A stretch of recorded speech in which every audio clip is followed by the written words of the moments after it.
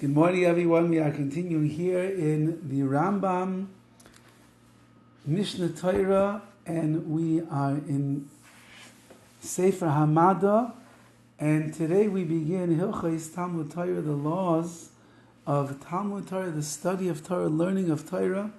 We took a bit of hiatus throughout the preparations of Pesach and Pesach itself, and now we try to get back in the saddle over here and learn the beautiful words of the Rambam. And he writes in the very beginning, this is Perek Rishon, the first chapter, Halacha Aleph, the first halacha, Nashim la'avadim, women and avadim and servants, slaves, which are of Avdei Canaanim, these are non-Jewish slaves, Petorim mitalmud Torah, they're all pater from learning Torah.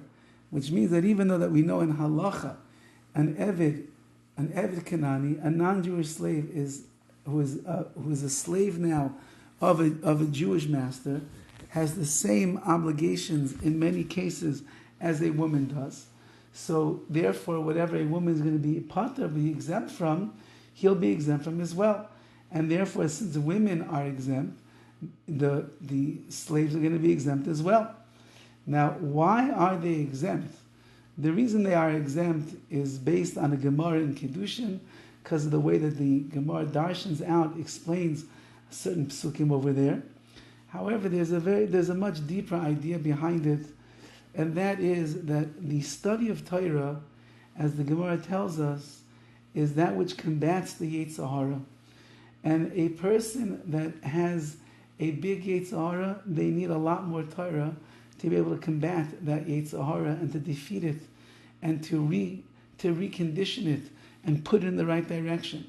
And therefore, a man who is a very earthly being, who has a world of taivas, of desires, who has Yetzer Haras that he is struggling with on a constant basis, that man requires the learning of Torah, because the Torah is the antidote, it's the elixir, it is the medication, so to speak, which is going to rehabilitate his Yetzer Hara and allow him to use it in the right way to be able to serve Hashem at the end of the day. Women, in general, Baruch Hashem, are much more spiritual entities and beings. They're much purer than the men are.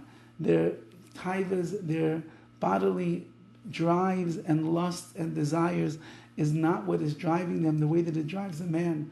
Their bad midas, their bad character and the like is not the same that a man struggles with.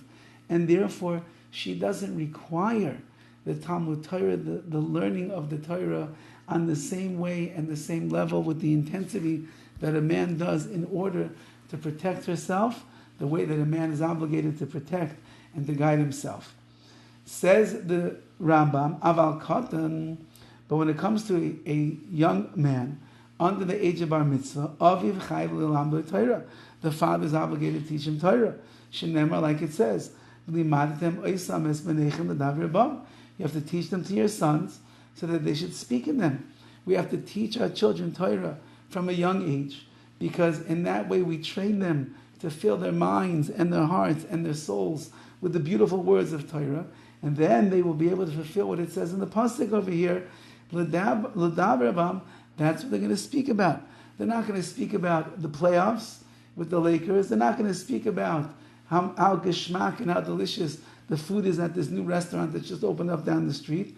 They're not going to speak about money. They're not going to speak about politics. They're not going to speak about their physical prowess and their bodies. No, we want them to speak about the things that are most important and that are the main thing for a person, and that is Torah. And therefore, only if you train them when they are young and you teach them the Torah when they are young, is that what they'll be able to speak about on a regular basis. You should know, however, says the Rambam, a woman, a mother, is not obligated to teach her son Torah. Why? Anyone that's obligated to learn Torah, they have an obligation to teach Torah. But if you're a woman and you don't have an obligation to learn the Torah, as we explained, so then you don't have an obligation to teach it to your children either. And therefore, the obligations on the father to make sure that he teaches his sons Torah is very important, whether, as we shall see, he's going to learn the Torah and teach the Torah himself to his son if he can, or he's going to hire somebody else or get someone else to come and teach his son Torah so that he can fulfill the mitzvah of learning and of teaching Torah to his children and the next generation. Have a wonderful day.